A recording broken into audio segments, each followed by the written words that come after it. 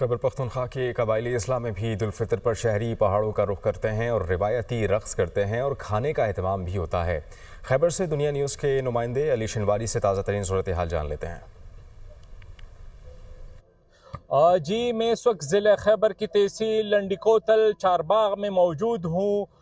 यहाँ पर ईद के मौके पर खैबर पख्तूनख्वा के मुख्तलिफ अजला से यहाँ पर शहरी आते हैं और म्यूज़िक के दोनों पर वो रिवायती रक़्स करते हैं। यहाँ के कुदरती माहौल से, यहाँ के पानी से वो लुत्फ़अंदोज़ होते हैं। यहाँ पर खाने का अहतमाम होता है। मेरे पास मंजर में भी आप देख सकते हैं कि यहाँ पे खाने का अहतमाम हो रहा है, खाना खाया जा रहा है।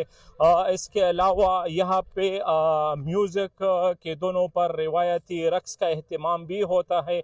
यहाँ पे आप देख सकते हैं कि नौजवान यहाँ पे आए हैं, उन्होंने खाने का अहतमाम किया है और यहाँ पे कुदरती माहौल से भी वो लुत्फ़अंदोज़ होते हैं और यहाँ पे ईद के मौके पर वो यहाँ के कुदरती माहौल को भी वो एंजॉय करते हैं। जी।